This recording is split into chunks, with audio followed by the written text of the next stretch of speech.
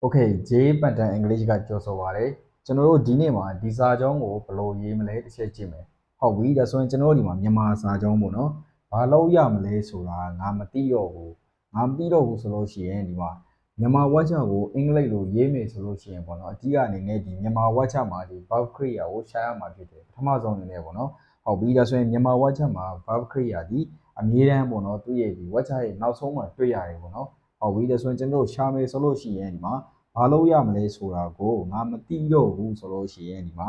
verb ခရိယာဒီမှာပေါ့နော်ခွဲမယ်ဆိုလို့ရှိရင်ငါဆိုတာကြတော့ဒီ verb ခရိယာမဟုတ်ဘူးဘာလို့ဆိုလို့ရှိရင်ငါဆိုတာဒီ I ပေါ့နော်ဒီမှာ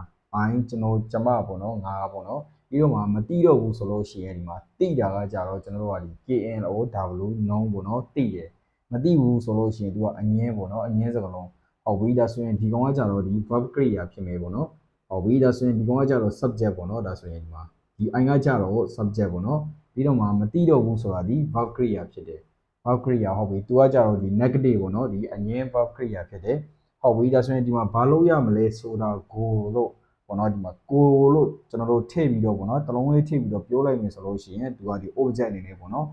အတိတ်တွေရသွားမှာဖြစ်တယ်ဟုတ်ပြီဒါဆိုရင်အင်္ဂလိပ်ဝါချရေးမယ်ဆိုလို့ရှိရင်ပေါ့နော်ဒီ subject ရဲ့ verb ရဲ့ object ရဲ့ရေးရမှာပေါ့နော်ဟုတ်ပြီဒါဆိုရင် subject ကိုအရင်ဆုံးရေးမယ် subject ကိုရေးမယ်ဆိုလို့ရှိရင် subject က I ပေါ့နော်ငါဒီမှာ I ပေါ့နော်ဒီမှာငါမသိတော့ဘူးဆိုလို့ရှိရင်ဒီမှာသိတာကကြတော့ KNOW known ပေါ့နော်ဒါဆိုရင်ဒီမသိဘူးဆိုလို့ရှိရင် I ဆိုတဲ့အတွက်ကြောင့်ကျွန်တော်တို့ကဒီအများကြီးအနေနဲ့သတ်မှတ်တယ် I ပေါ့ဒါဆိုရင်ကျွန်တော်တို့ကဒီ DON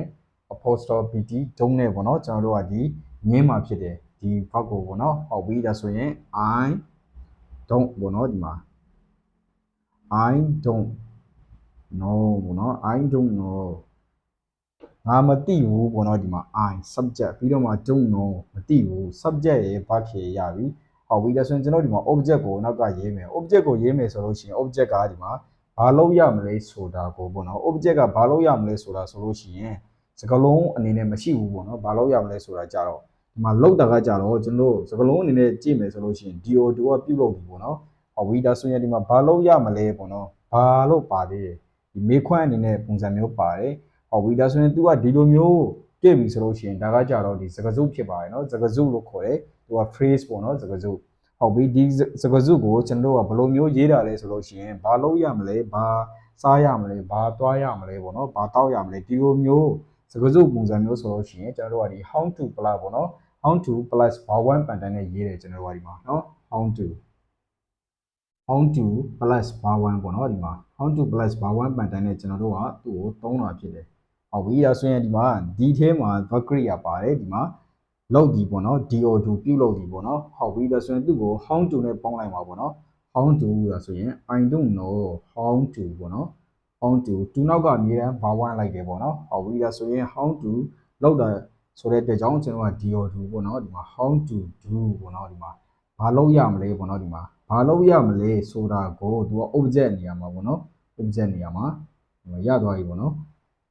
I don't know how to do ပေါ့နော်ဘာလို့ရမလဲဆိုတာကိုငါကမသိဘူးဆိုပြီးတော့ပြောတာဖြစ်တယ်ပေါ့နော်ဒီမှာဒီပန်တန်လေးကိုမှတ်ထားရမယ်ပေါ့နော်ဘာလို့ရမလဲဘာစားရမလဲပေါ့နော်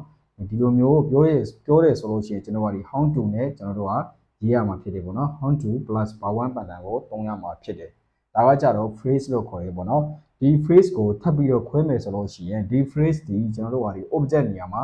ရောက်နေတဲ့ phrase မလို့ပေါ့နော် object subject နေရာမှာဒီရှိနေတဲ့ phrase ဆိုလို့ရှိရင်ကျွန်တော်တို့ကသူ့ကို noun phrase လို့ခေါ်ပါတယ်เนาะ noun phrase ဆိုတာကျွန်တော်တို့က noun စကားစုလို့ထပ်ပြီးတော့ခေါ်တာဖြစ်ပါတယ် PHRASE phrase ပေါ့เนาะဒီမှာသူကစကားစုဆိုတာဒီလိုမျိုးစကားလုံးကတစ်လုံးထည့်ပေါ်ပြီးတော့ပေါ့เนาะဒီမှာနှလုံးသုံးလုံးပေါင်းထားရဆိုလို့ရှိရင်သူ့ကိုစကားစုလို့ခေါ်ပါတယ်เนาะဟုတ်ပြီဒါဆိုရင်ဒီဝက်ချမှာအဓိကမှတ်ရမှာဒီကျွန်တော်တို့ကဒီ how to pattern ပေါ့เนาะကျွန်တော်ဒီ how to plus verb ဖြစ်ပါတယ်ဟုတ်ပြီနောက်သင်ခန်းစာတစ်ခုမှာထပ်ပြီးတော့ပြည့်စုံပါမယ်